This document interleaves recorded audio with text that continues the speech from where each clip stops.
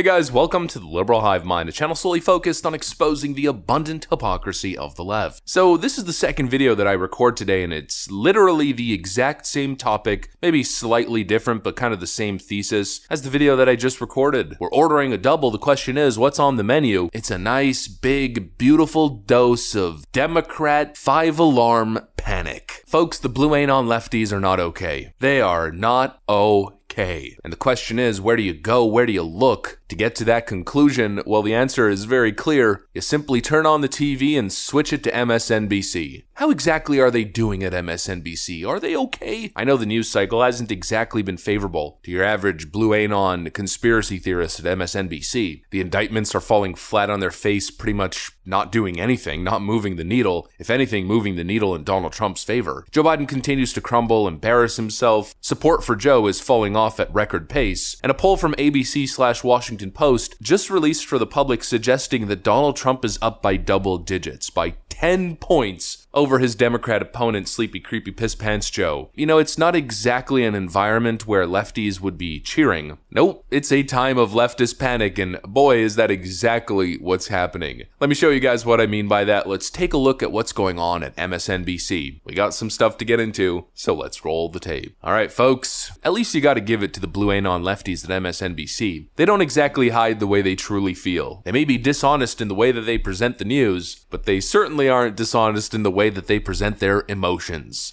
People say privately all the time and not on TV all very often, something really bad is going to happen. Okay, shit's about to hit the fan in this country. Fox News had to veer away from a lunatic spewing hatred and death threats for Democratic officials in New York because of the migrant caucus. Everyone is on, I don't even know the word. Everyone knows that we're walking into something hideous, and no one will do anything. I refuse to believe that nothing can be done. These are people getting their information in part because of the vacuum being created by people with, I don't even know if we call it a spine anymore. That might be an insult to spines. But there are still people out there with followings. He can go out and here's what I want to ask you. When something happens, what do you want to be able to tell your kids and grandkids you did? You good with nothing? You good with, I didn't do anything because I didn't think anyone would listen to me. Trump tweeted something mean about me someday. Because you did something. I tried to do something. Where are all of the Republicans who still have little slivers of a following in the cesspool that is the MAGA base? Well, look, all of the red lights are blinking about what is about to happen. And I think that's what makes what Jack Smith is doing so important, because he's saying, okay, right now, this is a stress test for the entire criminal justice system. Look, the Republicans are not going to step up. They are not going to raise their hands. We know that Mitch McConnell is not going to come out of his bunker and say what he said after January 6th. But what I think was so powerful about this document, which I've just skimmed, is the way that Jack Smith basically sounds all of those alarms and says, look, this is not just theoretical. Look what he has done in the past. Look what he is doing right now. And I know that the word, gag order is going to be thrown around a lot.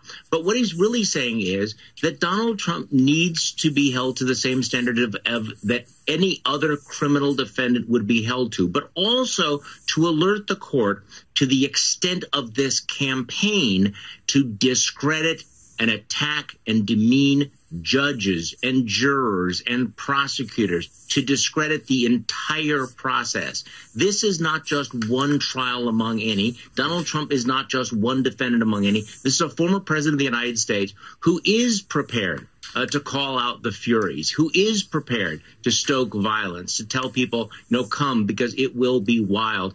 And, again, with all of these red lights blinking, the silence that we've gotten used to, I think, becomes less defensible, because what happens in 2024 could be horrific. It is likely to be horrific.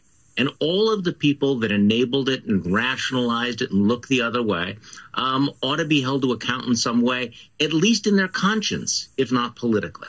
There's only one thing to say. It's not working. Democrats have hatched this multi-year-long plan to destroy Donald Trump. It started back in 2020, pretty much throughout the entire year, culminating in the whole January 6th thing. They built all these ridiculous cases, they did their little commissions, all their fake news, phony, altered and misrepresented evidence during their bogus little congressional hearings. At certain moments, they were celebrating, doing victory laps. Donald Trump can't possibly have survived that one. But as the smoke clears, Donald Trump emerges from the wreckage totally unscathed. In fact, not only unscathed, but also kind of pissed and seeking political revenge. And they know it. And so they're panicking. It's not working. It's not working. What do we do? Quote, Donald Trump will break us, was one moment from that Gavin Newsom interview not too long ago. And now you have Nicole Wallace screaming from the top of the mountain with her megaphone at MSNBC, asking somebody to do something. I'm not exactly sure what she means by that. You know, I think the quote, what she said was, she wants somebody to do something. What does that even mean? You know, and again, it shows the authoritarian tendencies of these leftoids. They don't want democracy, even though they're constantly virtue signaling about how precious democracy is. No, they don't want anything of the sort. They want somebody to do something. They want some prosecutor, some rogue prosecutor, or some network, some platform to do their bidding. They want Fox News regulated and taken off air. They want Tucker Carlson banned from speaking. They want right-wing podcasters and commentators on social media websites like YouTube, Rumble, Spotify, and others censored, removed, shadow banned. That's what she's saying. I mean, don't get it twisted. That is literally exactly what she is saying and what she is implying. And for me, honestly, it's another telltale sign.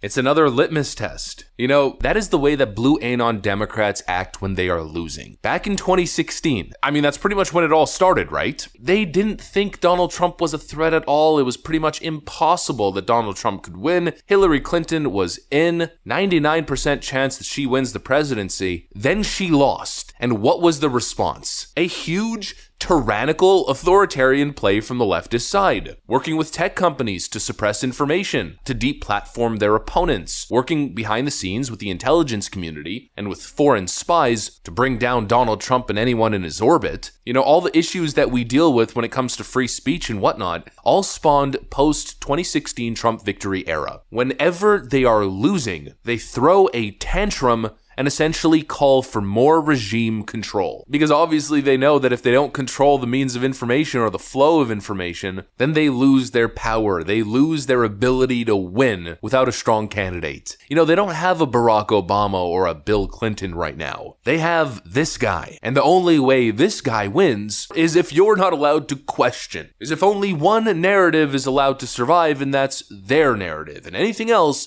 is a conspiracy theory. Everything else is dangerous misinformation that's a threat to our democracy. They are in full-on 5-alarm panic mode, and it's because Trump is winning. So like I've been saying, folks, it feels like 2016 all over again. All the same signs, a very, very similar dynamic, and you just gotta turn on MSNBC to experience it. Anyways, kind of a short video, I don't need to say much more. You guys can make your own opinions from watching that clip, just wanted to show it to you guys. If you enjoyed it, leave a like and possibly subscribe. Of course, you know we'd love to have you here. Thanks for watching, and I'll see you on the next one.